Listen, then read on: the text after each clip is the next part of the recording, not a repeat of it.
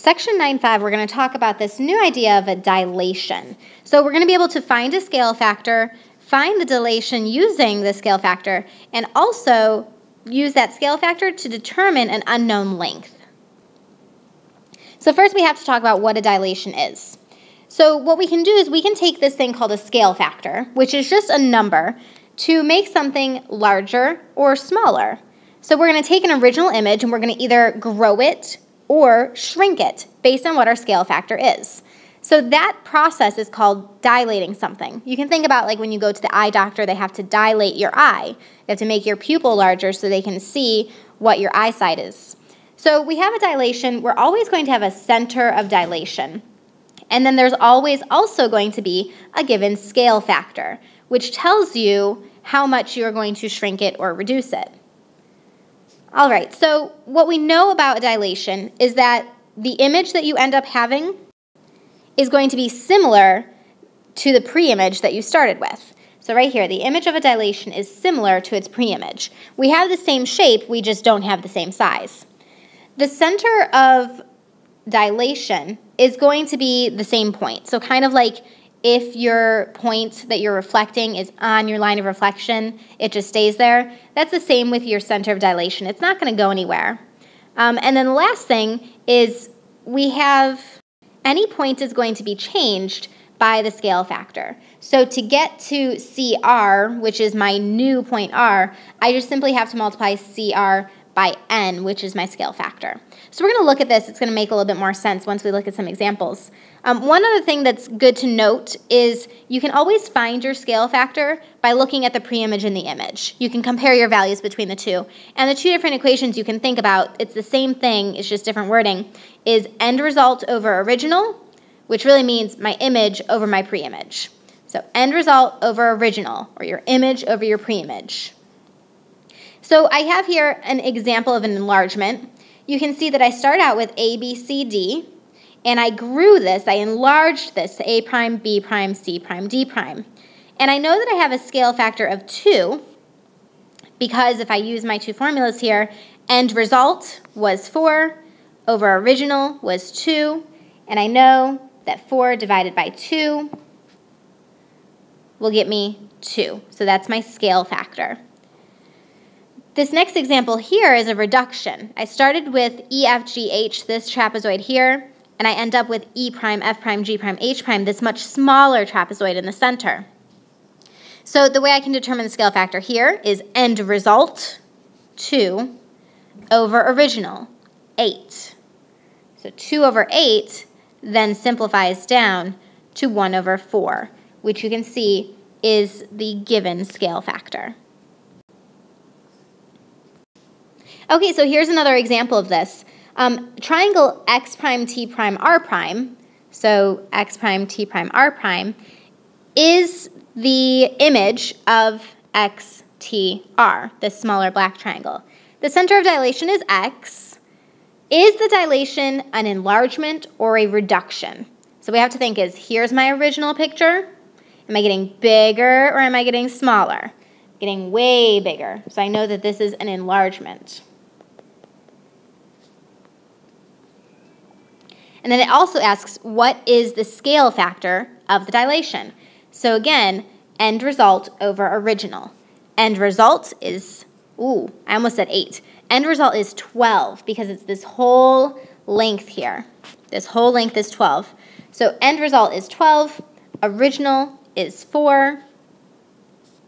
So if I simplify that, I get 3. So my scale factor is 3. And I've got a U-try here for you to do. This picture is a little bit different because it's on the coordinate grid, so you are going to have to identify some of the lengths so that you can determine what the scale factor is. So here we're looking at actually finding the dilation. And when we're doing that, if they give you an image in the coordinate plane, it will always have the origin as its center of dilation. So what you're going to do in order to determine what the images will be is you're going to multiply the coordinates of your point by the scale factor. That will give you your new points. So in this example, it says, what are the images of the vertices P, Z, G for the dilation with center 0, 0? Like I said, center at the origin. Scale factor 2. That's important. Scale factor 2.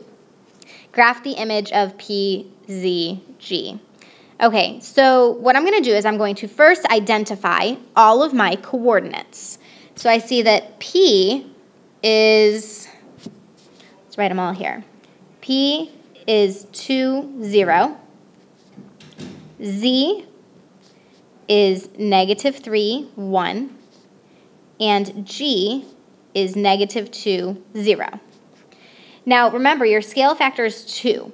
So what we're going to do is we're going to multiply all of these coordinates by 2, our x and our y values. So P prime, I can get a different color, that doesn't work too well.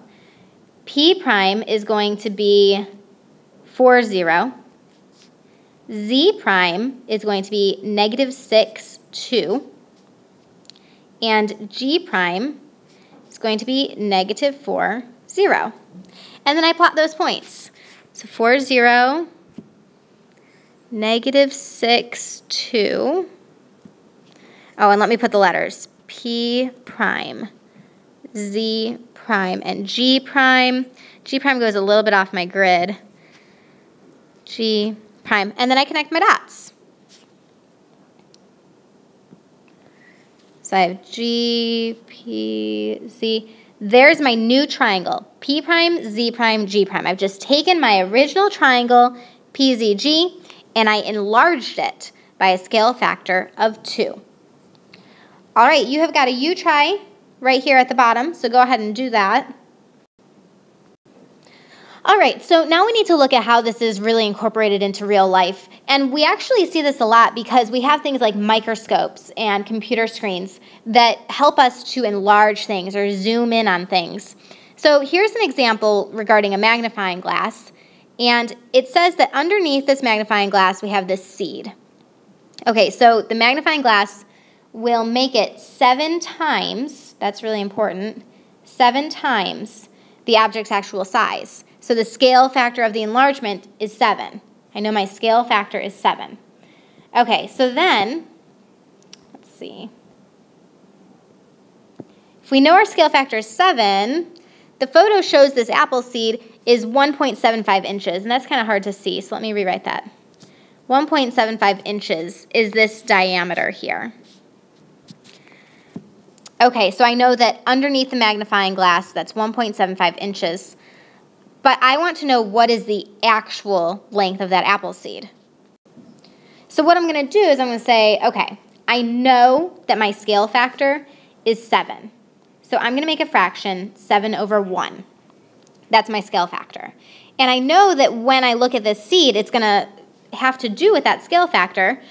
Our formula is end result over original. We talked about that earlier. End result over original. So after I've magnified this, my seed is 1.75 inches.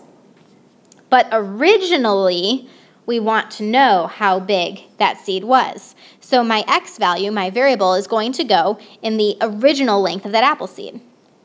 Now we just simply cross multiply, and we end up with 1.75 inches equals 7x.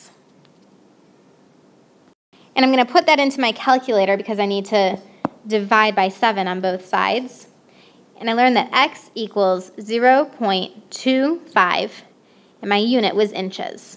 So my apple seed is actually 1/4 of an inch long. Okay, so there's that problem. You go ahead, you've got a U-try there, and make sure you have all of your notes with examples and U-tries, and I will see you in class.